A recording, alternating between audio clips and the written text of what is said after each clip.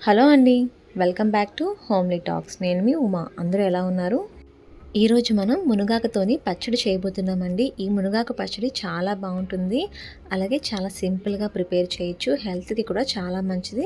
మరి చాలామందికి మునగాకు నచ్చదు కదా! అలాంటి వాళ్ళు ఒక్కసారి ఇలా ట్రై చేయండి మునగాకుతో పచ్చడి. మరి ఇంక లేట్ చేయకుండా ఎలా చేయాలో చూపించేస్తాను. ముందుగా ఒక ప్యాన్ పెట్టుకొని ఇందులో ఒక 2 స్పూన్స్ వరకు ఆయిల్ వేసుకోండి. ఆయిల్ కొంచెం హీట్ అయిన తర్వాత ఇందులో ఒక 1 స్పూన్ శనగపప్పు, 1 స్పూన్ మినపప్పు, ఒక 1 స్పూన్ ధనియాలు, హాఫ్ స్పూన్ వరకు జీలకర్ర వేస్తున్నాను. అలాగే ఒక చిన్న సైజు వెల్లుల్లిపాయని ఇలా ఒలుచుకొని వేసుకున్నాను. ఇంకొక 4 ఎండుమిర్చిని వేసుకుంటున్నాను. అలాగే ఒక 4 పచ్చిమిర్చిని కూడా వేసుకుంటున్నాను. మీరు కారం ఎక్కువగా కానీ తింటే ఇంకొంచెం ఎక్కువగా వేసుకోవచ్చు. ఒక 5, 6 మిరియాలు కూడా వేసుకొని బాగా ఫ్రై చేసుకోవాలండి. చూసారు కదా, ఇలా ఫ్రై చేసుకుంటే సరిపోతుంది. మరీ ఎక్కువగా ఫ్రై చేయకండి. ఇప్పుడు ఇందులో ఒక 1 స్పూన్ వరకు నువ్వులు వేస్తున్నాను. నువ్వులు వేసుకుంటే టేస్ట్ చాలా బాగుంటుంది. అలాగే ఒక నిమ్మకాయ సైజంతా చింతపండు కూడా వేసుకొని ఒక 30 సెకండ్స్ పాటు ఫ్రై చేసుకుంటే సరిపోతుందండి. నువ్వులు వేసుకున్న తర్వాత మరీ ఎక్కువసేపు ఫ్రై చేసుకోవాల్సిన అవసరం లేదు.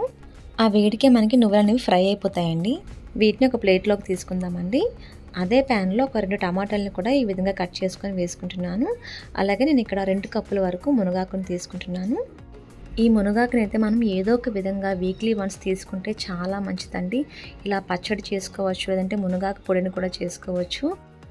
మరి ఈ మునగాకు తినడం వల్ల మన హెల్త్కే కాదండి, స్కిన్కి, హెయిర్కి కూడా చాలా మంచిది.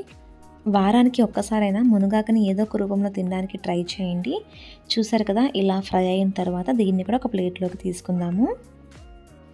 ఇప్పుడు ఒక మిక్సీ జార్లోకి మనం ముందుగా ఫ్రై చేసి పెట్టుకున్న ఈ శనగపప్పు, మినపప్పు అంతటిని కూడా ఇందులో వేసుకొని మరీ మెత్తగా కాకుండా ఇలా కొంచెం బరకగా గ్రైండ్ చేసుకోండి. ఇప్పుడు ఇందులో మన టేస్ట్కి సరిపడా సాల్ట్ వేసుకోవాలి. నేనైతే ఇక్కడ 1 స్పూన్ వరకు సాల్ట్ వేసాను. అలాగే మనం ఫ్రై చేసి పెట్టుకున్న ఈ మునగాకుని కూడా వేసుకొని మరొకసారి గ్రైండ్ చేసుకుంటే సరిపోతుంది. మరీ మెత్తగా అవసరం లేదు. ఇలా ఉంటే చాలండి. ఇప్పుడు పచ్చడి తాలింపు కోసం ఒక గిన్నె పెట్టుకొని ఇందులో ఒక 1 స్పూన్ వరకు ఆయిల్ వేసుకోండి. ఆయిల్ కొంచెం హీట్ అయిన తర్వాత ఇందులో తాలింపు గింజలన్నీ కూడా వేసుకుంటున్నాను.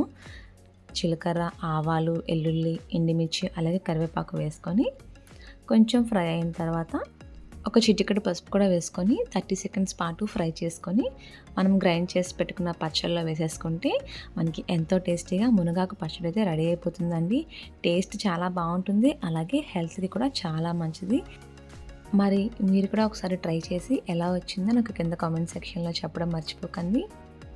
మరి ఈ వీడియో కానీ మీకు నచ్చితే లైక్ చేయండి, షేర్ చేయండి. అలాగే మన ఛానల్ ఫస్ట్ టైం చూస్తున్న వాళ్ళు సబ్స్క్రైబ్ చేసుకోవడం మాత్రం మర్చిపోకండి.